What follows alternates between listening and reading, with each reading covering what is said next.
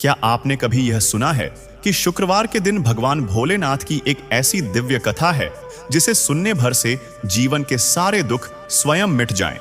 दोस्तों, आज शुक्रवार का यह दिव्य और मंगलमय दिन भगवान भोलेनाथ की महिमा का स्मरण करने के लिए सबसे शुभ माना गया है।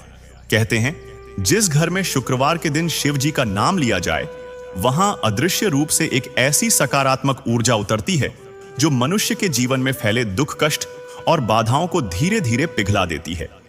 भगवान भोलेनाथ का स्वभाव ही निराला है। वे ना दिखावा चाहते हैं, ना महंगी पूजा, ना कोई बड़ा यज्ञ, बस सच्ची श्रद्धा और मन का सौम्य भाव।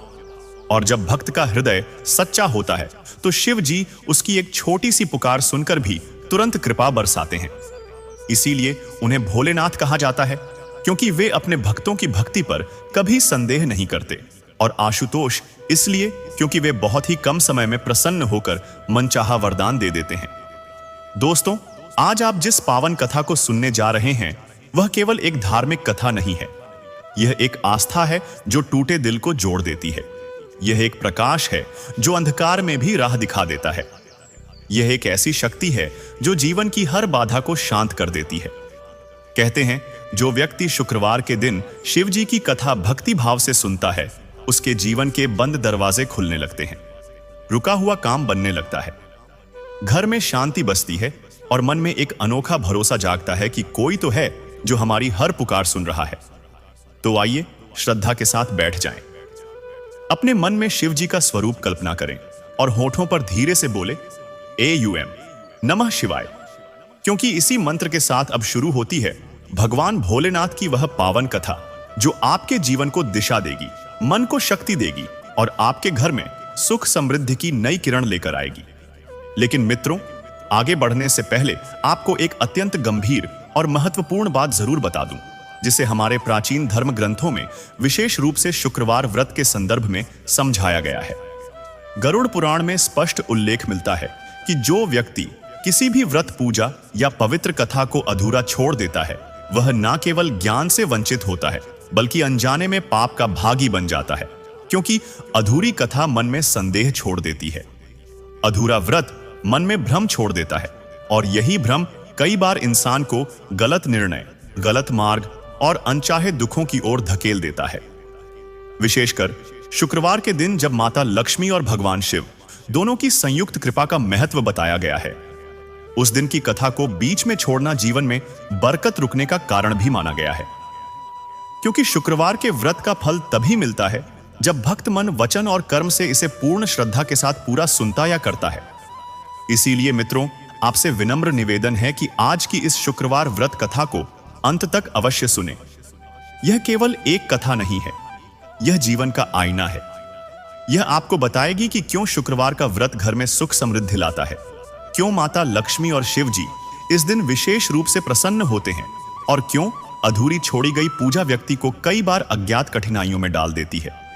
इसलिए अगर आप कथा पूरी नहीं सुन पा रहे हैं तो सिर्फ चला के छोड़ देने से भी पूरा फल प्राप्त होता है। हो सकता है इस कथा का कोई एक शब्द, कोई एक प्रसंग आपके जीवन की दिशा बदल दे, आपको किसी अनजाने पाप से बचा ले या वह रास्ता दिखा दे जिसकी तलाश आप लंबे समय से कर रहे हो। और यदि आप एक सच्चे सनातनी हैं तो यह भी आपका धर्म है कि ऐसी पवित्र शिक्षाओं को अपने तक सीमित ना रखें, उन्हें अधिक से अधिक लोगों तक पहुंचाएं, क्योंकि धर्म का प्रकाश तभी बढ़ता है जब वह बांटा जाए।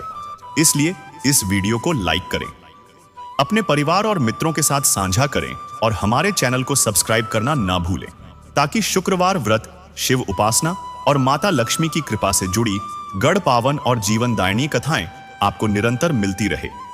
तो चलिए मित्रों, श्रद्धा और विश्वास के साथ शुक्रवार की इस पावन कथा की शुरुआत करते हैं।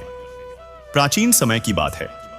भारतवर्ष के एक सुंदर और समृद्ध राज्य में राजा शिव कुमार सिंह का शासन था। राजा शिव कुमार सिंह स्वभाव से बड़े ही नेक, प्रजापालक और धर्म के मार्ग पर चलने वाले व्यक्ति थे। उनके राज्य में कभी भी अकाल नहीं पड़ता था और ना ही कोई व्यक्ति भूखा सोता था। राजा शिव कुमार सिंह का मानना था कि प्रजा की सेवा ही ईश्वर की सबसे बड़ी पूजा है। उनके दरबार में न्याय का डंका बजता था। राजा के पास एक बहुत ही बुद्धिमान और दूरदर्शी मंत्री थे जिनका नाम गंगाधर था। गंगाधर न केवल राजनीति के झांता थे, बल्कि वे शास्त्रों और धर्म के भी गहरे जानकार थे। राजा शिव कुमार जब भी किसी धर्म संकट में फंसते तो वे तुरंत मंत्री गंगाधर से परामर्श लेते और विदुर अपनी बुद्धिमत्ता से उस समस्या का समाधान निकाल देते थे। राजा शिव कुमार का जीवन बाहर से देखने में जितना सुखमय लगता था, अंदर से उनके मन में एक गहरी चिंता और सूनापन था। उनके पास धन, दौलत, हाथी, घोड़े और विशाल सेना थी, लेकिन उनके कोई संतान नहीं थी। राजा शिव कुमार सिंह और उनकी पत्नी महारानी राजप्रभा इस बात को लेकर बड़े दुखी रहते थे। महारानी प्रभा भगवान शिव की परम भक्त थी। वे हर सोमवार और शुक्रवार को भोलेनाथ का विशेष पूजन करती थी और केवल एक ही प्रार्थना करती थी कि उनके राज्य को एक उत्तराधिकारी मिल जाए।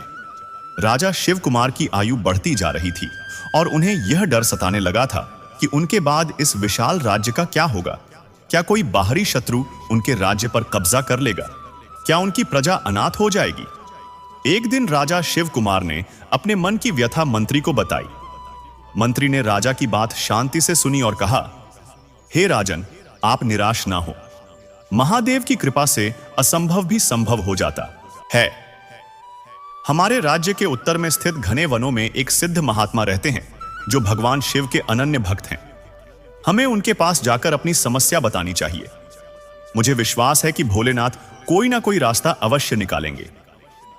राजा को मंत्री की बात में आशा की किरण दिखाई दी। अगले ही दिन राजा शिव कुमार, महारानी प्रभा और मंत्री गंगाधर के साथ उस वन की ओर निकल पड़े। रास्ता बहुत कठिन और पत्थरीला था, लेकिन राजा और रानी के मन में श्रद्धा थी, इसलिए वे बिना रुके चलते रहे। आश्रम पहुंचकर उन्होंने देखा कि एक तेजवान साधु धनी रमाए बैठे हैं। राजा और रानी ने उनके चरणों में दंडवत प्रणाम किया। साधु ने अपनी आंखें खोली और राजा के चेहरे पर छिपे दुख को पढ़ लिया। बिना राजा के कुछ कहे ही साधु बोले, राजन, मैं तुम्हारे मन की पीड़ा जानता हूं। तुम संतान सुख से वंचित हो, लेकिन चिंता मत करो। भगवान भोलेनाथ ने तुम्हारी और महारानी की भक्ति स्वीकार कर ली है। साधु ने अपनी झोली से भूत निकालकर राजा और रानी को दी और कहा, इसका सेवन करो और नियमित रूप से शुक्रवार के दिन भगवान शिव का जला अभिषेक करो। तुम्हें 2 पुत्रों की प्राप्ति होगी, लेकिन याद रखना, दोनों के भाग्य और कर्म एक दूसरे से बिल्कुल अलग होंगे। साधु के आशीर्वाद से कुछ समय बाद महारानी प्रभा गर्भवती हुई और पूरे राज्य में खुशी की लहर दौड़ गई। समय पूरा होने पर महारानी एक ने 2 जुड़वा पुत्रों को जन्म दिया। बड़े पुत्र का नाम रखा गया सूरज सिंह और छोटे पुत्र का नाम रखा गया मान सिंह। पूरे राज्य में उत्सव मनाया गया। राजा शिव कुमार ने गरीबों को स्वर्ण मुद्राएं दान की और मंदिरों में विशेष पूजा करवाई। राजा को लगा कि अब उनके जीवन के सारे दुख समाप्त हो गए हैं, लेकिन उन्हें साधु की वह बात याद नहीं रही कि दोनों पुत्रों के कर्म अलग होंगे। समय बीतता गया और दोनों राजकुमार बड़े होने लगे। बचपन से ही दोनों के स्वभाव में जमीन और आसमान का अंतर दिखाई देने लगा। सूरज सिंह स्वभाव से बहुत ही शांत, विनम्र और धर्म में रुचि लेने वाला बालक था। वह सुबह जल्दी उठता, माता पिता के चरण स्पर्श करता और मंत्री गंगाधर के पास बैठकर राजकाज और धर्म की बातें सीखता। उसकी वाणी में मिठास थी और वह सेवकों से भी आदर से बात करता था। दूसरी ओर मान सिंह स्वभाव से उग्र, जिद्दी और अभिमानी था। उसे अपनी राजसी ठाट बांट का बहुत घमंड था। वह बात बात पर सेवकों को दंड देता और अपनी शक्ति का प्रदर्शन करने में उसे आनंद आता था। एक बार की बात है, जब दोनों राजकुमार लगभग 10 वर्ष के थे, वे बगीचे में खेल रहे थे। राजकुमार सूरज फूलों को निहार रहा था और तितलियों को उड़ता देख खुश हो रहा था। तभी छोटा राजकुमार ने एक गुलेल उठाई और एक पक्षी को निशाना बनाकर मार दिया। पक्षी तड़प कर नीचे गिर पड़ा। राजकुमार सूरज दौड़कर उस पक्षी के पास गया और उसे अपनी हथेलियों में उठा लिया। उसकी आंखों में आंसू आ गए। उसने छोटे राजकुमार मान सिंह से कहा, भैया, तुमने इस निर्दोष पक्षी को क्यों मारा? इसे कितनी पीड़ा हो रही है। छोटा राजकुमार जोर से हंसा और बोला, अरे, तुम बहुत डरपोक हो। हम क्षत्रिय हैं। शिकार करना हमारा धर्म है। यह तो बस एक खेल था। राजकुमार सूरज ने तुरंत उस पक्षी का उपचार किया और उसे पानी पिलाया। यह छोटी सी घटना मंत्री गंगाधर दूर से देख रहे थे। उनके माथे पर चिंता की लकीरें उभर आईं। उन्होंने राजा शिव कुमार को यह बात बताई। राजा ने राजकुमार मानसिंह को बुलाया और उसे समझाने की कोशिश की, लेकिन राजकुमार पर किसी बात का असर नहीं हुआ। उसे लगता था कि वह राजा का बेटा है, इसलिए वह कुछ भी कर सकता है। जैसे जैसे वे किशोरावस्था की ओर बढ़े, यह अंतर और गहरा होता गया। राजकुमार सूरज प्रजा के बीच लोकप्रिय होने लगा। लोग उसे अपना भावी राजा मानने लगे थे, क्योंकि वह उनके दुख दर्द में खड़ा रहता था। वहीं मानसिंह अपने ही दोस्तों की एक टोली बनाकर शिकार, मदिरा और जुए की लत में पड़ने लगा था। राजा शिव कुमार अब बूढ़े हो चले थे। उनके मन में अब उत्तराधिकार की चिंता सताने लगी थी। नियम के अनुसार बड़ा बेटा राजा बनता है, लेकिन यहां दोनों जुड़वा थे और जन्म में केवल कुछ पलों का अंतर था। राजकुमार सूरज कुछ पल पहले जन्मा था, इसलिए तकनीकी रूप से वही बड़ा था। लेकिन राजकुमार मानसिंह की महत्वाकांक्षा बहुत बड़ी थी। वह मन ही मन खुद को राजा मान बैठा था। महारानी प्रभा भी मानसिंह के व्यवहार से बहुत चिंतित रहती थी। वे रोज भोलेनाथ से प्रार्थना करती कि मानसिंह को सद्बुद्धि दें। एक दिन राजा शिव कुमार ने मंत्री को अपने कक्ष में बुलाया। राजा ने कहा, गंगाधर, अब समय आ गया है कि मैं अपना उत्तराधिकारी घोषित करूं। राजकुमार सूरज हर तरह से योग्य है, लेकिन मुझे डर है कि राजकुमार मानसिंह इस निर्णय को स्वीकार नहीं करेगा। वह बगावत कर सकता है और राज्य में गृह युद्ध की स्थिति बन सकती है। तुम ही कोई उपाय बताओ। मंत्री ने कुछ देर सोचा और कहा, महाराज, राज सिंहासन उसे ही मिलना चाहिए जो प्रजा का रक्षक हो, ना कि भक्षक। लेकिन मानसिंह को समझाने के लिए हमें एक परीक्षा लेनी होगी। उस परीक्षा के माध्यम से पूरे राज्य के सामने यह सिद्ध हो जाएगा कि असली राजा बनने के योग्य कौन है। राजा ने पूछा, कैसी परीक्षा मंत्री? गंगाधर ने एक योजना बताई। उन्होंने कहा, महाराज, आप दोनों राजकुमारों को बुलाएं और उनसे कहें कि राज्य के सीमावर्ती इलाकों में कुछ विद्रोह हो रहा है और वहां डाकुओं का आतंक बढ़ गया है। आप दोनों को अलग अलग दिशाओं में भेजें। राजकुमार सूरज को पूर्वी सीमा पर और मानसिंह को पश्चिमी सीमा पर। हम देखेंगे कि वे उस समस्या को कैसे सुलझाते हैं। जो राजकुमार कम से कम हिंसा और बुद्धिमानी से शांति स्थापित करेगा, वही गद्दी का असली हकदार होगा। राजा को यह सुझाव बहुत पसंद आया। अगले ही दिन दरबार सजाया गया। राजा ने प्रभात दोनों राजकुमारों को बुलाया। राजा ने गंभीर स्वर में कहा, पुत्रों, अब तुम दोनों युवा हो चुके हो और शिक्षा भी पूर्ण कर चुके हो। अब वक्त है कि तुम अपनी योग्यता सिद्ध करो। हमारे राज्य की सीमाओं पर कुछ उपद्रव हो रहा है। मैं चाहता हूं कि तुम दोनों जाकर वहां शांति स्थापित करो। प्रभात, तुम पूर्व की ओर जाओगे और मानसिंह, तुम पश्चिम की ओर। याद रहे, मुझे परिणाम चाहिए, लेकिन प्रजा को कष्ट नहीं होना चाहिए। मानसिंह की आंखों में चमक आ गई। उसने सोचा कि यह तो शक्ति दिखाने का बेहतरीन मौका है। उसने तुरंत अपनी तलवार निकाली और गर्व से बोला, पिताजी, आप निश्चिंत रहें। मैं उन विद्रोहियों का सिर काटकर आपके चरणों में ला रखूंगा। पश्चिम दिशा में अब केवल मेरा भय होगा। उसकी बातों में अहंकार साफ झलक रहा था। वहीं राजकुमार सूरज ने विनम्रता से सिर झुकाया और कहा, पिताजी, मैं आपकी आज्ञा का पालन करूंगा। मेरा प्रयास रहेगा कि बिना रक्त बहाए वहां के लोगों की समस्याओं को समझूं और शांति स्थापित करूं। दोनों राजकुमार अपनी अपनी सेना की एक छोटी टुकड़ी लेकर निकल पड़े। मानसिंह अपने साथ राज्य के सबसे क्रूर सैनिकों को ले गया, जबकि सूरज सिंह ने अपने साथ कुछ अनुभवी और धैर्यवान सैनिकों को चुना। साथ ही राजकुमार सूरज ने मंत्री गंगाधर से कुछ धन और अनाज भी ले लिया, यह सोचकर कि शायद वहां के लोगों को इसकी जरूरत हो। यात्रा शुरू हुई। मानसिंह का काफिला जिस गांव से गुजरता, वहां के लोग डर के मारे अपने घरों के दरवाजे बंद कर लेते। उसके सैनिक खेतों को रौंदते हुए और लोगों को डराते हुए आगे बढ़ रहे थे। मानसिंह को इसमें बड़ा आनंद आ रहा था। उसे लग रहा था कि यही राजसी ठाठ है। दूसरी ओर राजकुमार सूरज का काफिला बहुत शांति से आगे बढ़ रहा था। रास्ते में जहां भी रात होती, राजकुमार सूरज गांव के मुखिया से मिलता, उनकी समस्याओं को सुनता और सैनिकों को सख्त निर्देश देता कि किसी भी ग्रामवासी को कोई परेशानी ना हो। लोग राजकुमार के व्यवहार को देखकर चकित थे। उन्हें विश्वास ही नहीं हो रहा था कि यह कोई राजकुमार है। वे उसे आशीर्वाद देते। मानसिंह जब पश्चिमी सीमा पर पहुंचा तो उसने देखा कि वहां के कुछ कबीले राज्य के नियमों का पालन नहीं कर रहे थे। उसने बिना किसी बातचीत के, बिना कारण जाने सीधे आक्रमण का आदेश दे दिया। उसके सैनिकों ने कबीले की बस्ती में आग लगा दी। चीख पकार मच गई, बच्चे रोने लगे, महिलाएं भागने लगी। कबीले के लोगों ने भी हथियार उठा लिए। एक भीषण लड़ाई शुरू हो गई। मान सिंह अपनी तलवार से लोगों को काट रहा था। उसे लगा कि वह जीत रहा है, लेकिन उसे यह नहीं पता था कि उसने उन लोगों के मन में अपने लिए और राजा के लिए नफरत का बीज बो दिया है। वह विद्रोह को दबा नहीं रहा था, बल्कि उसे और भड़का रहा था। वहीं पूर्वी सीमा पर पहुंचकर राजकुमार सूरज ने देखा कि वहां के लोग डाकू नहीं थे, बल्कि अकाल के सताए हुए किसान थे, जिन्होंने भूख से तंग आकर हथियार उठाए थे। उन्होंने राजा के गोदामों को लूटना शुरू कर दिया था।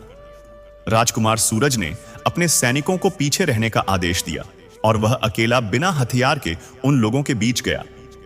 पहले तो लोग उसे देखकर डर गए, लेकिन राजकुमार सूरज ने हाथ जोड़कर कहा, मेरे भाइयों, मैं आपसे लड़ने नहीं, आपकी बात सुनने आया हूं। मुझे बताओ कि आपको हथियार क्यों उठाने पड़े। उसके शांत व्यवहार ने लोगों का गुस्सा ठंडा कर दिया।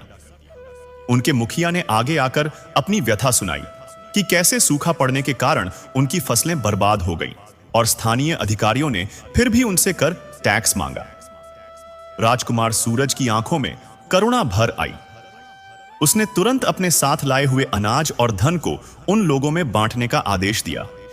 उसने भ्रष्ट अधिकारियों को दंडित किया और वचन दिया कि राजा शिव कुमार तक उनकी बात पहुंचाई जाएगी और उनका कर्ज माफ कर दिया जाएगा। जो लोग कल तक विद्रोही थे, वे आज राजकुमार सूरज की जय जयकार कर रहे थे। बिना एक भी बूंद खून बहाए राजकुमार ने वहां शांति स्थापित कर दी थी।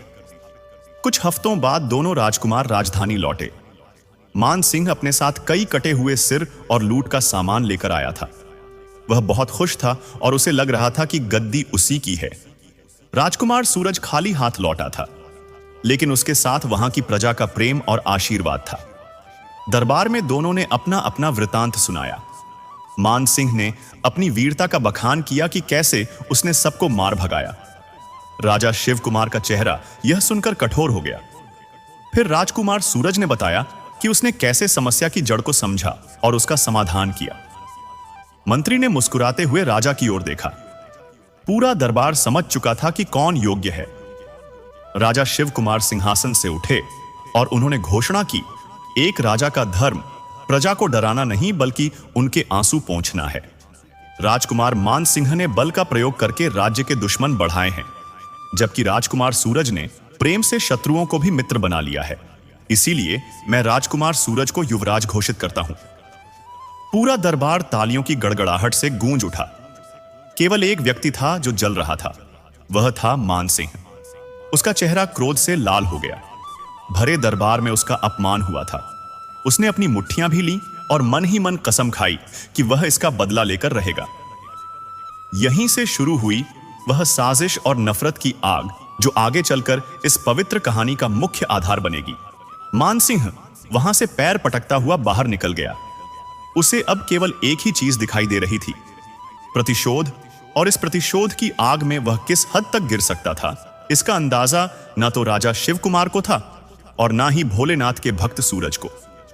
राजा को लगा कि उन्होंने सही निर्णय लिया है और अब सब ठीक हो जाएगा, लेकिन वे नहीं जानते थे कि मान सिंह अब एक घायल नाग की तरह हो गया है। महल के मुख्य द्वार से बाहर निकलते ही क्रोध की आग में जलते हुए मान सिंह को अंधेरे में खद्दा व कपट्टी व्यक्ति दिखाई दिया। यह और कोई नहीं बल्कि राजा शिव कुमार की सेना का ही एक भ्रष्ट और चालाक सेनापति काली था।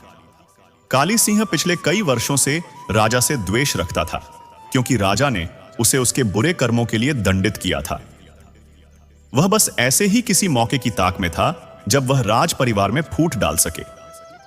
काली ने मान सिंह को गुस्से में पैर पटकते हुए आते देखा तो वह कुटिलता से मुस्कुराया। वह छाया से बाहर निकला और मान सिंह के सामने झुककर बोला, युवराज की जय हो, लेकिन आपके चेहरे पर यह क्रोध और निराशा क्यों? आज तो दरबार में आपके राजा बनने की घोषणा होनी चाहिए थी। क्या महाराज ने आपके साथ न्याय नहीं किया? मान सिंह ने काली को घूर कर देखा और दांत पीसते हुए कहा, न्याय? पिताजी ने मेरे साथ घोर अन्याय किया है। काली, उन्होंने उस डरपोक सूरज को युवराज घोषित कर दिया है, केवल इसलिए कि उसने वहां जाकर अनाज बांटा और मैंने तलवार चलाई। क्या एक क्षत्रिय का धर्म युद्ध करना नहीं है? काली ने आग में घी डालने का काम किया। वह धीमे स्वर में बोला, यह तो घोर अनर्थ है युवराज। आप बड्ढे हैं, बलवान हैं और असली राजा के गुण आप में हैं। सूरज तो साधु है, वह राजगद्दी पर बैठकर राज्य को बर्बाद कर देगा। और सोचिए, कल जब सूरज राजा बन जाएगा तो आपको जीवन भर उसके सामने सिर झुकाकर खद्दा रहना पड़ेगा। क्या आपकी तलवार यह अपमान सह पाएगी? मान सिंह चिल्लाया। नहीं, मैं ऐसा कभी नहीं होने दूंगा, लेकिन मैं कर भी क्या सकता हूं? पिताजी का निर्णय अंतिम है।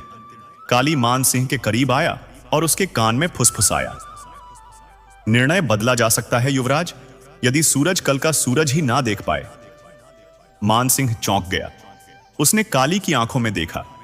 तुम्हारा मतलब क्या है? मैं अपने भाई को मार दूं? काली ने कहा। भाई नहीं, वह आपका शत्रु है जो आपके और आपके सिंहासन के बीच खरीदी है। सुनिए, कल शुक्रवार है। मुझे पता है कि राजकुमार सूरज हर शुक्रवार को नगर के बाहर स्थित एकांत वाले शिव मंदिर में पूजा करने जाते हैं। वह स्थान जंगल के बीच है और वहां कोई आता जाता नहीं है। मैं अपने कुछ भरोसेमंद और खूंखार आदमियों को वहां पहले से छिपा दूंगा। आपको बस इतना करना है कि राजकुमार सूरज को अकेले वहां ले जाएं। बाकी काम मेरे आदमी कर देंगे। मान सिंह का दिल जोर से धड़का। एक पल के लिए उसका भाई का प्रेम जागा, लेकिन सिंहासन का लालच उस पर हावी हो गया। उसकी आंखों में एक भयानक चमक आ गई। उसने काली से कहा, योजना पक्की है। कल सुबह मैं सूरज को लेकर वहां आऊंगा, लेकिन याद रखना, काम पक्का होना चाहिए। उसका बचना नामुमकिन होना चाहिए। काली ने कुटिल हंसी के साथ कहा, आप निश्चिंत रहें भाभी महाराज। कल का सूर्योदय सूरज सिंह का आखिरी सूर्योदय होगा। पूरी रात मान सिंह करवटें बदलता रहा। सुबह होते ही उसने अपने चेहरे पर झूठे पश्चाताप का मुखौटा पहन लिया। वह सीधा सूरज सिंह के कक्ष में 10 बजे पहुंचा गया। सूरज उस समय भगवान भोलेनाथ की आराधना कर रहा था। पूजा समाप्त होते ही मान सिंह उसके चरणों में गिर पड़ा और फूट फूट कर रोने का नाटक करने लगा। भैया, मुझे क्षमा कर दो, मान सिंह ने रोते हुए कहा। युवराज, सूरज जो स्वभाव से बहुत सरल और कोमल हृदय का था, वह अपने छोटे भाई को इस तरह रोता देख विचलित हो गया। उसने तुरंत मान सिंह को उठाया और गले लगा लिया। यह क्या कर रहे हो? तुम मेरे भाई हो, तुमसे कैसी नाराजगी? मान सिंह ने सिसकते हुए कहा, भैया, कल दरबार में सत्ता के लोभ ने मुझे अंधा कर दिया था। मैंने आपका अपमान किया, पिताजी का दिल दुखाया। मुझे रात भर नींद नहीं आई। मैं अपने पापों का प्रायश्चित करना चाहता हूं। आज शुक्रवार है। मैं चाहता हूं कि हम दोनों भाई बिना किसी सैनिक या मंत्री के उस पुराने वन वाले शिव मंदिर में जाएं और साथ में महादेव का अभिषेक करें। क्या आप मेरे साथ चलेंगे? इससे मेरे मन को शांति मिलेगी। भोले भाले सूरज को जरा सा भी आभास नहीं हुआ कि यह आमंत्रण मौत का बुलावा है। उसे लगा कि उसका भाई सुधर गया है। उसने मुस्कुराते हुए कहा, अवश्य भाई, इससे अच्छी बात क्या हो सकती है। हम दोनों भाई साथ में महादेव की पूजा करेंगे। चलो अभी चलते हैं। जब वे दोनों महल से निकलने लगे तो मंत्री ने उन्हें रोका। मंत्री की अनुभवी आंखों को मान सिंह के अचानक बदले व्यवहार पर संदेह हो रहा था। उन्होंने कहा, युवराज, आप दोनों अकेले जंगल की ओर जा रहे हैं। यह सुरक्षित नहीं है। कम से कम अंगरक्षकों की एक टुकड़ी साथ ले जाएं। लेकिन इससे पहले कि सूरज कुछ कहता, मान सिंह बोल पड़ा, काका, यह दो भाइयों के बीच का मामला है। हम ईश्वर के सामने प्रायश्चित करने जा रहे हैं। वहां शस्त्रों और सैनिकों का क्या काम? और जब बड़े भैया साथ हैं तो मुझे किस बात का डर? सूरज ने भी मंत्री को आश्वस्त किया। काका, आप चिंता ना करें, हम शीघ्र लौट आएंगे। मंत्री का मन नहीं माना, लेकिन वे भाभी राजा की आज्ञा टाल नहीं सके। वे भारी मन से उन्हें जाते हुए देखते रहे। दोनों भाई अपने अपने घोड़ों पर सवार होकर जंगल की ओर निकल पड़े। रास्ता बहुत सुहाना था। पक्षी चहचहा रहे थे, लेकिन मान सिंह के मन में कपट का बवंडर चल रहा था।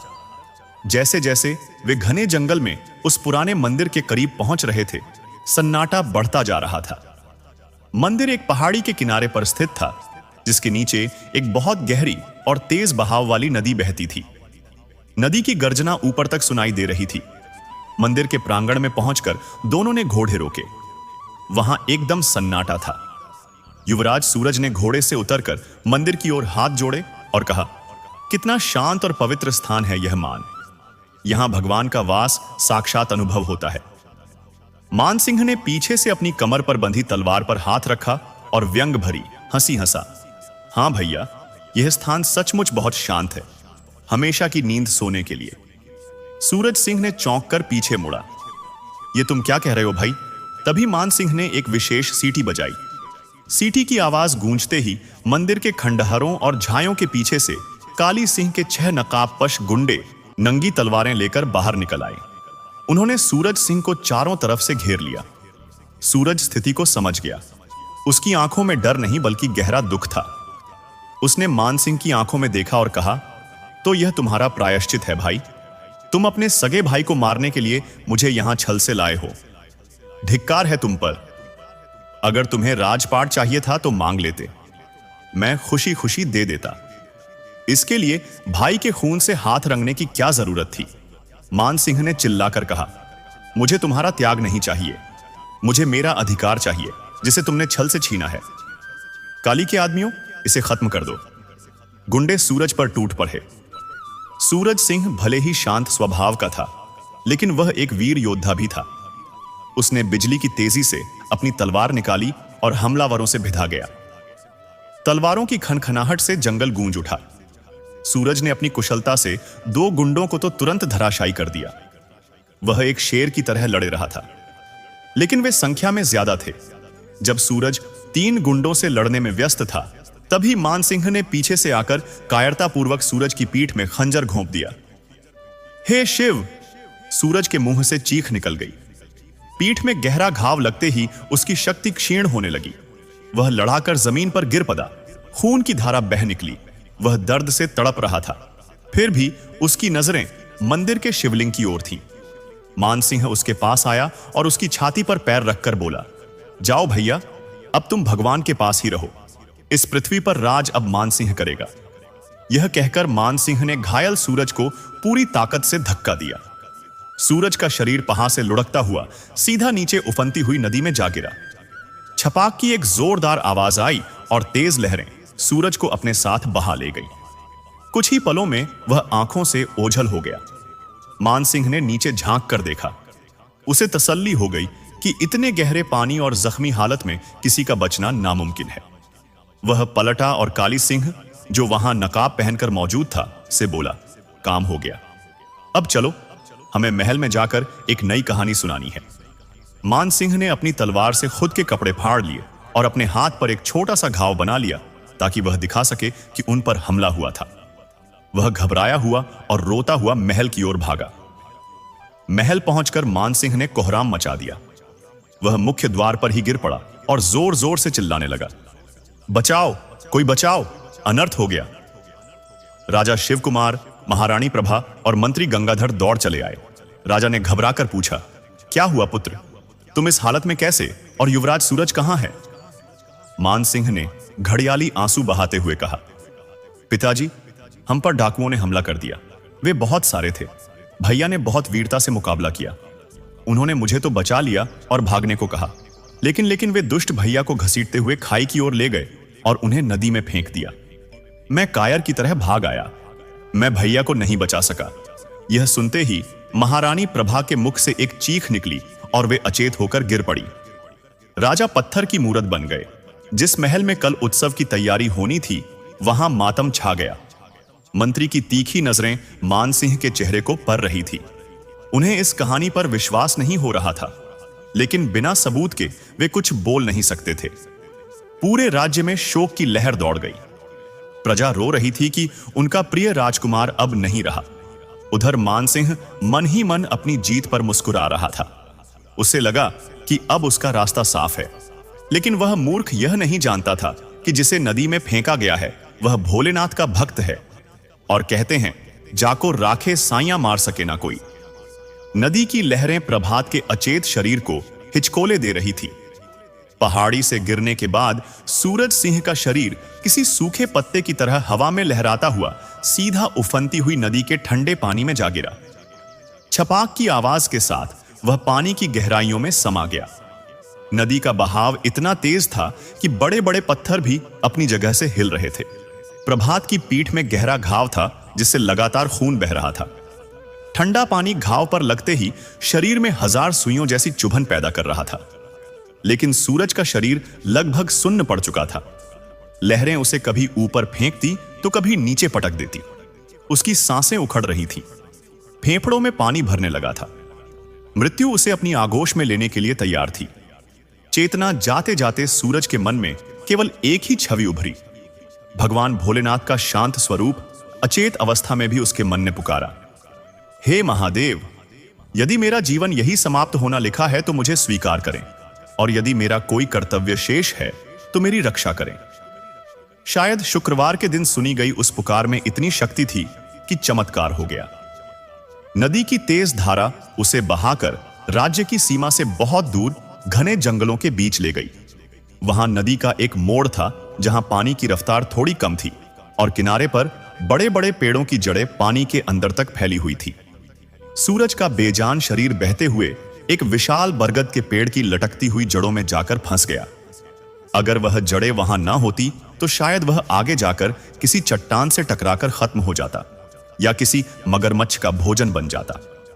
उसका सिर पानी से थोड़ा ऊपर रह गया जिससे उसे थोड़ी हवा मिल सकी, लेकिन उसका बाकी शरीर पानी में ही डूबा रहा। रात का अंधेरा गहराता गया और जंगल के हिंसक जानवरों की आवाजें गूंजने लगी। वह पूरी रात उसी अवस्था में मौत और जिंदगी के बीच झूलता रहा। अगली सुबह सूर्य की पहली किरण के साथ जंगल में हलचल शुरू हुई। यह इलाका भील जनजाति का था जो राज्य के कानूनों से दूर अपनी अलग दुनिया में रहते थे। वे लोग बहुत ही भोले और प्रकृति प्रेमी थे। उसी कबीले का एक बुजुर्ग व्यक्ति जिसका नाम बाबा जगदीप था, अपनी पोती माधवी के साथ नदी किनारे लकड़ियां और जड़ी बूटियां इकट्ठा करने आया था। बाबा भीमा की नजर अचानक नदी के किनारे फंसी हुई एक लाल रंग की वस्तु पर पड़ी। उन्होंने ध्यान से देखा तो चौंक गए। माधवी, उधर देख, वो तो कोई मनुष्य लगता है। जगदीप ने उंगली से इशारा करते हुए कहा। माधवी, जो एक फुर्तीली युवती थी, तुरंत दौड़कर किनारे पर गई। उसने देखा कि एक युवक जिसके कपड़े तो राजसी लग रहे हैं लेकिन पूरी तरह फटे हुए हैं, जड़ों में फंसा हुआ है। पानी का रंग उसके आसपास लाल हो चुका था। माधवी ने घबराकर आवाज लगाई, बाबा जल्दी आइए, यह तो बहुत बुरी तरह घायल है, लेकिन शायद अभी सांस चल रही है।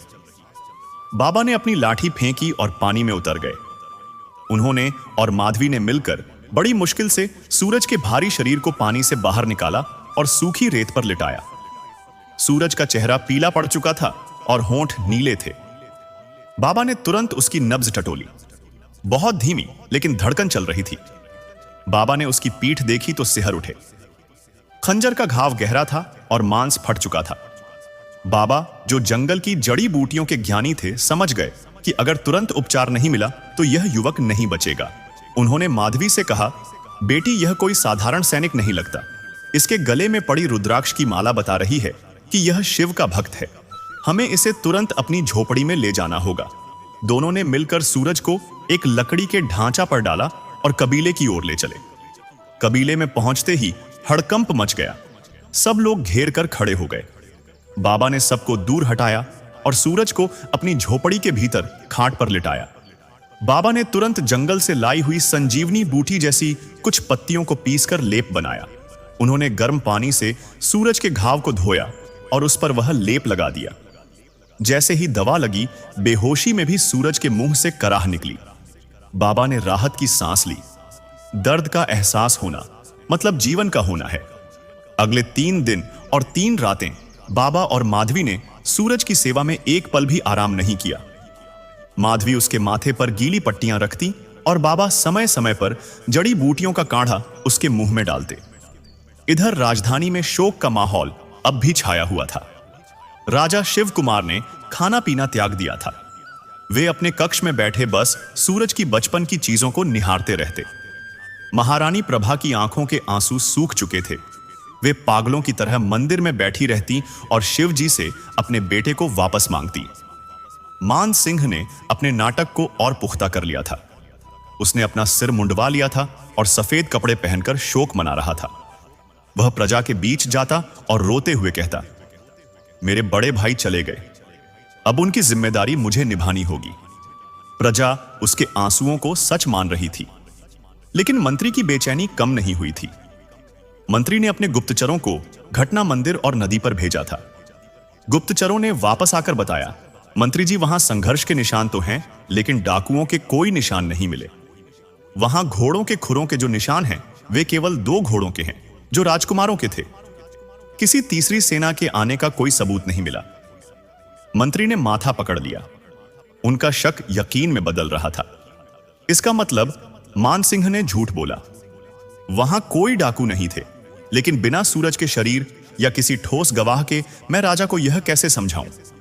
राजा पहले ही पुत्र वियोग में मरणासन्न है। अगर मैंने कहा कि छोटे बेटे ने ही बड़े को मारा है, तो वे सदमे से ही मर जाएंगे। मंत्री ने निर्णय लिया कि वे सही समय की प्रतीक्षा करेंगे और सबूत जुटाएंगे। उधर जंगल में चौथे दिन की सुबह सूरज के शरीर में हरकत हुई। धूप की किरणें झोपड़ी के छप्पर से छनकर उसके चेहरे पर पड़ रही थीं। सूरज ने धीरे धीरे अपनी भारी पलकें खोली। उसे सब कुछ धुंधला दिखाई दे रहा था। उसे लगा कि वह शायद मर चुका है और यह स्वर्ग है। लेकिन तभी उसके कानों में पक्षियों की चहचहाट और किसी के बात करने की आवाज आई। उसने उठने की कोशिश की, लेकिन पीठ में हुए तेज दर्द ने उसे वापस बिस्तर पर पटक दिया। उसके मुंह से चीख निकल गई। आवाज सुनते ही माधवी दौड़कर अंदर आई। उसके हाथ में पानी का लोटा था। उसने खुशी से कहा, बाबा बाबा, ये होश में आ गए। बाबा भी जल्दी से अंदर आए। सूरज ने घबराई हुई नजरों से उन दोनों को देखा। उसका गला सूखा हुआ था। उसने धीमी आवाज में पूछा, मैं कहां हूं और आप लोग कौन हैं? बाबा ने प्यार से उसके सिर पर हाथ फेरा और कहा, घबराओ मत बेटे, तुम सुरक्षित हो। तुम मेरे कबीले में हो। हमें तुम नदी किनारे अधमरी हालत में मिले थे। महाकाल की कृपा है कि तुम बच गए। वह घाव बहुत गहरा था। घाव शब्द सुनते ही सूरज के दिमाग में बिजली कौंध गई। यादें किसी आंधी की तरह वापस लौटी।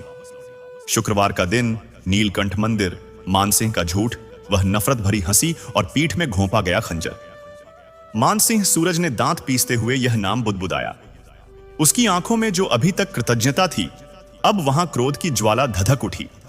जिसे वह भाई मानता था, जिसके लिए वह जान दे सकता था, उसी ने पीठ पीछे वार किया। सूरज की मुट्ठियां भींच गईं। उसे शारीरिक दर्द से ज्यादा मानसिक वेदना हो रही थी। उसकी आंखों से आंसू बह निकले। बाबा ने देखा कि युवक बहुत परेशान है। उन्होंने पानी का लोटा उसके होठों से लगाया और कहा, बेटे, पानी पी लो। अतीत को याद करके अपना खून मत जलाओ। जो बीत गया उसे तुम बदल नहीं सकते, लेकिन जो आने वाला कल है वह तुम्हारे हाथ में है। सूरज ने पानी पिया और खुद को शांत करने की कोशिश की। उसने सोचा, अगर मैं अभी बता दूं कि मैं राजकुमार हूं, तो हो सकता है कि यह लोग डर जाएं या मानसिंह के सैनिक यहां तक पहुंच जाए। मुझे अभी अपनी पहचान छिपानी होगी। सूरज ने बाबा से झूठ बोला। बाबा, मेरा नाम शिवा है। मैं एक साधारण सैनिक हूं। डाकुओं ने मुझ पर हमला कर दिया था और मुझे नदी में फेंक दिया। बाबा जो दुनिया देख चुके थे, उन्होंने सूरज की आंखों में छिपे राज को भांप लिया। वे जानते थे कि साधारण सैनिक की त्वचा इतनी कोमल और भाषा इतनी शुद्ध नहीं होती। लेकिन उन्होंने कुरेदना ठीक नहीं समझा। उन्होंने कहा, ठीक है शिवा, तुम जो भी हो, अब तुम हमारे मेहमान हो। जब तक तुम पूरी तरह ठीक नहीं हो जाते, तुम यहीं रहोगे। दिन बीतते गए। सूरज धीरे धीरे स्वस्थ होने लगा। कबीले का जीवन सादा लेकिन कठिन था। सूरज ने देखा कि यह वनवासी कितने स्वाभिमानी और मेहनती हैं। वह भी उनके साथ काम में हाथ बटाने लगा। लेकिन उसका लक्ष्य कुछ और था। वह रोज नदी किनारे जाकर घंटों बैठता और राजधानी की दिशा में देखता रहता। एक शाम जब सूरज और बाबा आग के पास बैठे थे, तो कबीले का एक युवक शहर से सामान बेचकर लौटा। वह बहुत उत्साहित था। उसने बताया, अरे सुनिए, शहर में तो बड़ा जश्न होने वाला है। राजा शिव कुमार ने घोषणा की है कि अगले पूर्णिमा को राजकुमार मानसिंह का राज्य अभिषेक होगा। उन्हें नया राजा बनाया जाएगा। यह खबर सुनते ही सूरज के हाथ से लकड़ी का टुकड़ा गिर गया। राज्य अभिषेक उसके मुंह से निकला। हां, उस युवक ने कहा, सुना है बड़े राजकुमार की मृत्यु हो गई थी, इसलिए अब छोटे राजकुमार राजा बनेंगे। लेकिन लोग खुश नहीं हैं। कहते हैं छोटा राजकुमार बहुत क्रूर है। सूरज का खून खौल उठा। मानसिंह न केवल उसे मारना चाहता था, बल्कि अब वह उस गद्दी पर भी बैठना चाहता था जिसका उपयोग वह प्रजा के दमन के लिए करेगा। सूरज को अपने पिता और माता की चिंता होने लगी। वह समझ गया कि अब उसके पास समय कम है। उसे पूर्णिमा से पहले राजधानी पहुंचना होगा और इस अन्याय को रोकना होगा। लेकिन वह अकेला था, निहत्था था और कमजोर भी। मानसिंह के पास पूरी सेना थी। सूरज ने बाबा की ओर देखा। क्या यह वनवासी उसकी मदद करेंगे? क्या वह अपनी असली पहचान बताएं? तभी बाबा ने गंभीर स्वर में कहा, शिवा, तुम्हारी आंखों में मैं एक राजा का तेज और एक भाई का दुख देख सकता हूं। अब झूठ बोलने का समय गया। मुझे सच बताओ, क्या तुम ही राजकुमार सूरज सिंह हो? सूरज चौंक गया। उसने बाबा की आंखों में देखा और उसे वहां केवल अपनापन दिखा। उसकी हिम्मत जवाब दे गई और वह बाबा के पैरों में गिरकर रो पड़ा। हां बाबा, मैं ही वह अभागा हूं जिसे उसके सगे भाई ने मारना चाहा। मेरा राज्य खतरे में है, मेरे माता पिता खतरे में हैं। मुझे आपकी मदद चाहिए। बाबा ने उसे उठाया और गले लगा लिया। उन्होंने गर्जना करते हुए कहा, तो फिर चिंता मत करो राजकुमार। भील कबीला अपनी जान दे सकता है, लेकिन शरण में आए व्यक्ति का साथ नहीं छोड़ता। हम तुम्हारे साथ चलेंगे। देखते हैं उस पापी मानसिंह में कितना दम है। जंगल में मशालें जल उठी। कबीले के सभी लड़ाकों को इकट्ठा किया। यह लोग तलवारबाजी में माहिर नहीं थे, लेकिन तीर कमान और छिपकर वार करने में इनका कोई सानी नहीं था। सूरज को लगा कि महादेव ने उसे नई सेना दी है, लेकिन राजधानी का रास्ता आसान नहीं था। मानसिंह ने हर जगह अपने पहरेदार बैठा रखे थे और सबसे बड़ी चुनौती यह थी कि सूरज को महल के अंदर घुसना था, वह भी राज्य अभिषेक से पहले, ताकि वह भरी सभा में मानसिंह का सच सामने ला सके। सूरज ने एक योजना बनाई, एक ऐसी योजना जो शुक्रवार के दिन ही अंजाम दी जानी थी, क्योंकि शुक्रवार से ही उसके दुखों की शुरुआत हुई थी और शुक्रवार को ही वह इसका अंत करेगा। जंगल के उस कबीले में युद्ध की तैयारियां जोर शोर से चल रही थीं। हालांकि भीलों के पास राजा की सेना जैसे आधुनिक हथियार, कवच या तलवारें नहीं थीं, लेकिन उनके पास जंगल का चप्पा चप्पा जानने वाला ज्ञान और अचूक निशानेबाजी थी।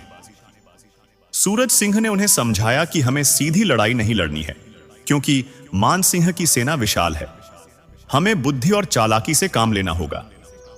बाबा ने अपने सबसे तेज तर्रार 50 नौजवानों को चुना।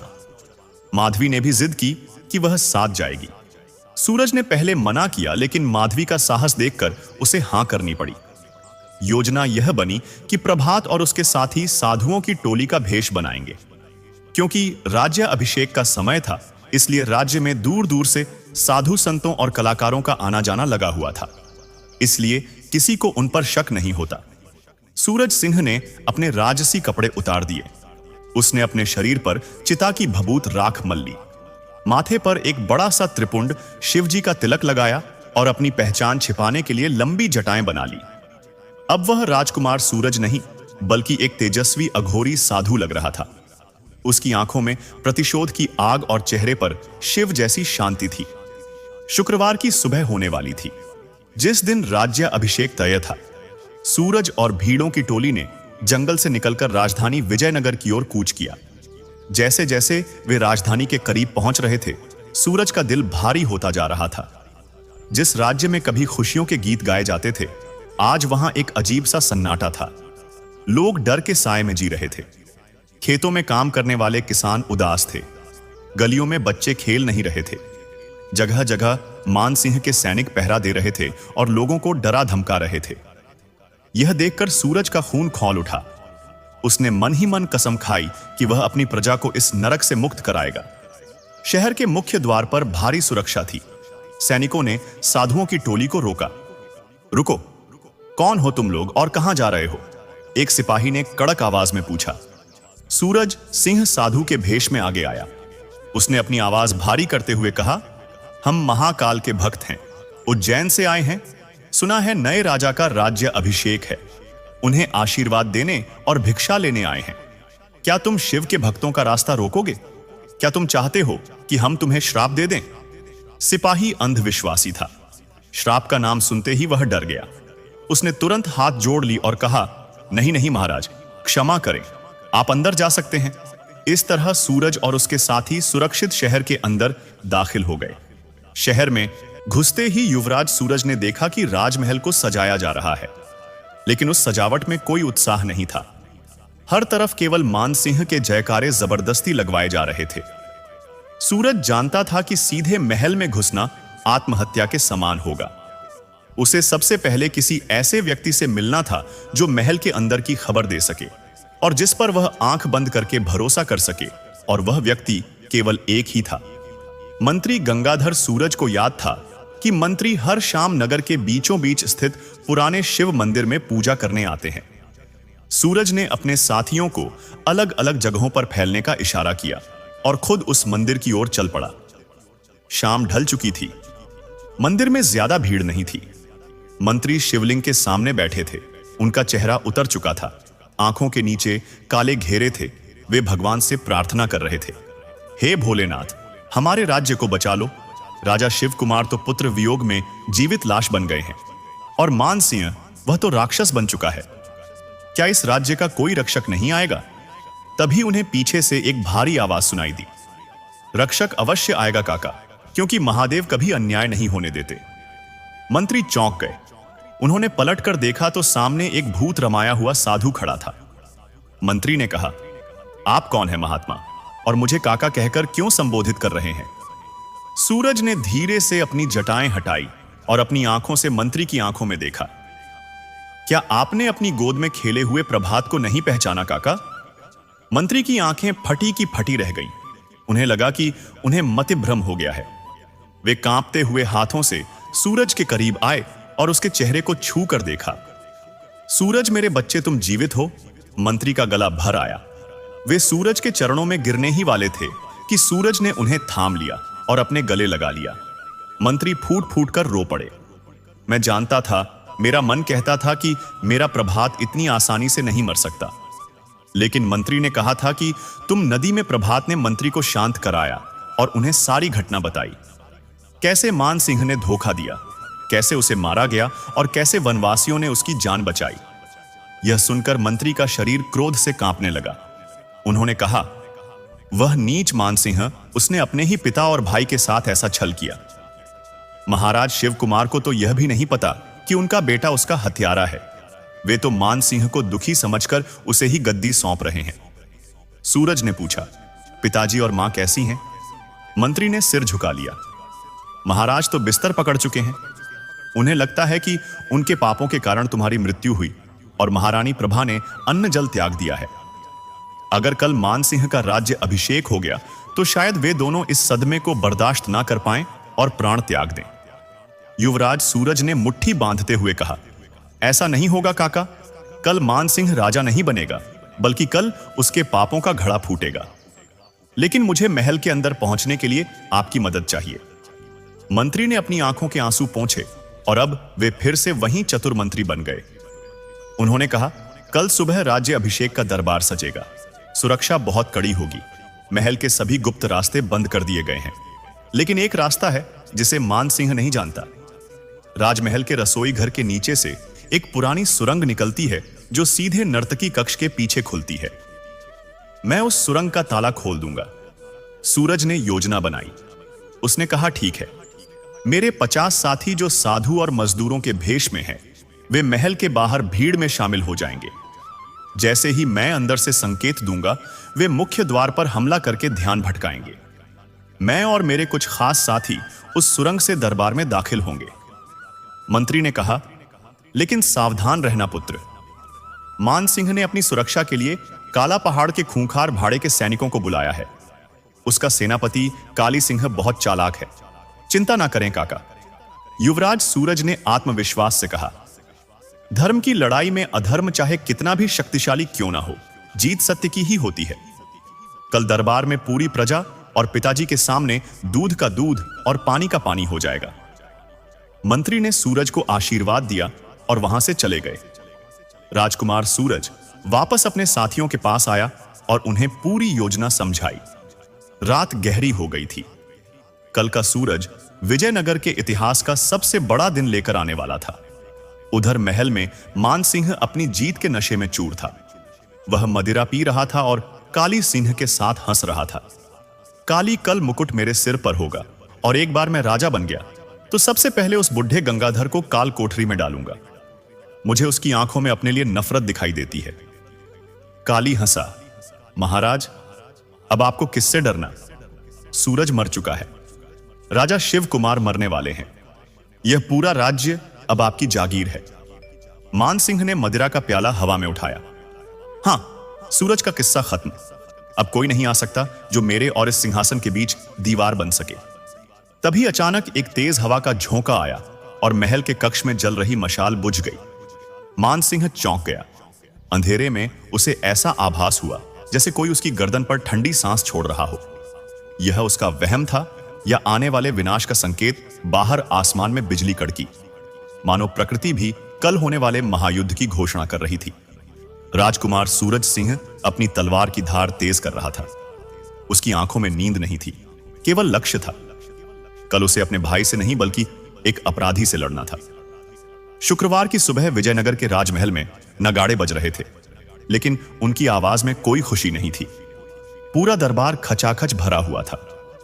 ऊंचे सिंहासन पर राजा शिव कुमार और महारानी प्रभा बैठे थे। दोनों की आंखें पत्थर हुई थीं, मानो शरीर वहां हो लेकिन आत्मा कहीं और। उनके ठीक सामने मान सिंह खड़ा था, जिसने कीमती रेशमी वस्त्र और ढेर सारे आभूषण पहन रखे थे। उसके चेहरे पर विजय की कुटिल मुस्कान थी। राजपुरोहित ने मंत्रोच्चार शुरू किया। वह पल आ गया था जब राजा शिव कुमार को अपने हाथों से वह शाही मुकुट उतारकर मान सिंह के सिर पर रखना था। राजा कांपते हाथों से उठे। उन्होंने मुकुट उठाया। मान सिंह ने अपना सिर झुकाया। वह उस पल का इंतजार कर रहा था जब वह आधिकारिक रूप से राजा बन जाएगा। जैसे ही मुकुट मान सिंह के सिर को छूने वाला था, तभी दरबार के मुख्य द्वार पर एक भीषण कोलाहल हुआ और उसी समय सिंहासन के पीछे दीवार पर टंगी एक भारी ढाल गिर पड़ी। सबका ध्यान भटक गया। तभी दरबार के बीचों बीच एक भारी और गूंजती हुई आवाज सुनाई दी। ठहरो! यह आवाज इतनी तेज थी कि राजपुरोहित के हाथ से पूजा की थाली गिर गई। सबने चौंक कर देखा। दरबार के एक गुप्त द्वार से, जो नर्तकी कक्ष की ओर से आता था, एक जटाधारी साधु अपनी टोली के साथ अंदर दाखिल हुआ। उसके हाथ में एक चमकती हुई तलवार थी और शरीर पर भूत लगी थी। मान सिंह चिल्लाया, यह पागल साधु यहां कैसे आया? सैनिकों, इसे अभी बंदी बना लो और इसका सिर काट दो। लेकिन वह साधु डरा नहीं। वह शेर की चाल चलता हुआ आगे बढ़ा और उसने जोर से कहा, अपनी तलवारों को म्यान में रखो सैनिकों। सूरज महारानी के मुंह से चीख निकली, मेरा बेटा जीवित है। मान सिंह का चेहरा ऐसे सफेद पड़ गया जैसे किसी ने उसका सारा खून निचोड़ लिया हो। वह पीछे हटते हुए हकलाया, नहीं, यह नहीं हो सकता। तुम तो मर चुके थे। मैंने खुद तुम्हें नदी में घबराहट में। मान सिंह के मुंह से सच निकल ही गया। प्रभात ने क्रोधित स्वर में कहा, हां मान सिंह, तुमने मुझे मारने में कोई कसर नहीं छोड़ी थी। तुमने सगे भाई के पीठ में खंजर घोंपा, उसे नदी में फेंक दिया। लेकिन तुम भूल गए कि जिसे महाकाल रखना चाहे उसे काल भी नहीं मार सकता। युवराज सूरज ने राजा शिव कुमार की ओर देखा और कहा, पिताजी, यह मान सिंह कोई रक्षक नहीं, भक्षक है। इसने सत्ता के लालच में मेरी हत्या का षड्यंत्र रचा और आपसे झूठ बोला कि डाकुओं ने हमला किया था, और इसमें इसका साथ दिया आपके सेनापति काली सिंह ने। युवराज सूरज के इशारा करते ही भीड़ योद्धाओं ने भीड़ में छिपे काली सिंह को दबोच लिया और उसे घसीटते हुए राजा के सामने पटक दिया। काली सिंह डर के मारे कांप रहा था। उसने तुरंत सब उगल दिया। महाराज दया, यह सब राजकुमार मान सिंह की योजना थी। उन्होंने ही मुझे लालच दिया था। राजा शिव कुमार का दुख अब ज्वाला बन चुका था। उन्होंने मान सिंह की ओर देखा। धिक्कार है तुम पर मान सिंह। मैंने एक सांप को अपनी गोद में पाला था। तू मेरा पुत्र कहलाने के लायक नहीं है। मान सिंह अब गिर चुका था। उसे लगा कि अब बचने का कोई रास्ता नहीं है, तो उसने अपनी तलवार खींच ली। मैं हार नहीं मानूंगा, यह सिंहासन मेरा है। वह पागलों की तरह सूरज की ओर दौड़ा। सूरज तैयार था। दोनों भाइयों के बीच दरबार में ही तलवारबाजी शुरू हो गई। लेकिन इस बार सूरज घायल नहीं था और ना ही धोखे में था। सूरज की तलवार बिजली की तरह चल रही थी। केवल 2 ही वार में सूरज ने मान सिंह की तलवार को हवा में उछाल दिया और अपनी तलवार की नोक मान सिंह की गर्दन पर रख दी। मान सिंह घुटनों के बल गिर पड़ा। वह गिड़गिड़ाने लगा, भैया मुझे माफ कर दो, भैया मत मारो। सूरज ने तलवार उठाई। पूरा दरबार सांस रोके देख रहा था। क्या सूरज उसका सिर काट देगा? लेकिन सूरज ने तलवार वापस म्यान में रख ली। उसने कहा, मैं तुम्हें मारकर अपने हाथ गंदे नहीं करूंगा। मान सिंह, तुम्हारी सजा यह है कि तुम्हें जीवन भर अपने पापों के साथ जीना होगा। राजा शिव कुमार ने तुरंत आदेश दिया, सैनिकों, इस देशद्रोही और पितृद्रोही को जंजीरों में जकड़ लो। इसे और काली सिंह को कालकोठरी में डाल दिया जाए। इन्हें आजीवन सूर्य की रोशनी देखने को नहीं मिलेगी। सैनिकों ने मान सिंह और काली को गिरफ्तार कर लिया। मान सिंह रोता चिल्लाता रहा, लेकिन किसी ने उसकी नहीं सुनी। पाप का अंत हो चुका था। इसके बाद जो हुआ वह इतिहास बन गया। राजा शिव कुमार ने युवराज सूरज को गले लगाया और फूट फूट कर रोए, मुझे माफ कर देना पुत्र, मैं तुम्हें पहचान नहीं पाया। महारानी प्रभा ने अपने बेटे का माथा चूमा। उसी समय राज पुरोहित ने वह मुकुट उठाया और जयकारों के बीच सूरज सिंह के सिर पर रख दिया। पूरा दरबार महाराज सूरज सिंह की जय, महाकाल की जय के नारों से गूंज उठा। सूरज ने राजा बनते ही सबसे पहले मंत्री को अपना प्रधानमंत्री और बाबा को अपना विशेष सलाहकार नियुक्त किया। उसने भील कबीले के लिए विशेष सम्मान और सुविधाएं घोषित की। सूरज सिंह का शासनकाल स्वर्ण युग कहलाया। उसने प्रजा की सेवा को ही अपना धर्म माना और सबसे महत्वपूर्ण बात, राजा सूरज सिंह ने यह नियम बना दिया कि राज्य में हर शुक्रवार को भगवान भोलेनाथ की विशेष पूजा होगी और गरीबों को भोजन कराया जाएगा। तो भक्तों, यह थी भगवान भोलेनाथ की महिमा। जैसे शुक्रवार के दिन सुनी गई कथा और शिव भक्ति ने सूरज सिंह को मृत्यु के मुंह से निकालकर राज सिंहासन तक पहुंचाया, वैसे ही जो भी व्यक्ति सच्चे मन से शुक्रवार को शिव जी का ध्यान करता है, उसके जीवन के सारे कांटे फूल बन जाते हैं। पाप चाहे कितना भी शक्तिशाली हो, अंत में जीत सत्य और धर्म की ही होती है। अगर आपको यह कथा पसंद आई हो और आप भी मानते हैं कि भोलेनाथ अपने भक्तों की रक्षा करते हैं, तो कमेंट में हर हर महादेव जरूर लिखें। भगवान शिव आप सभी की मनोकामना पूर्ण करें।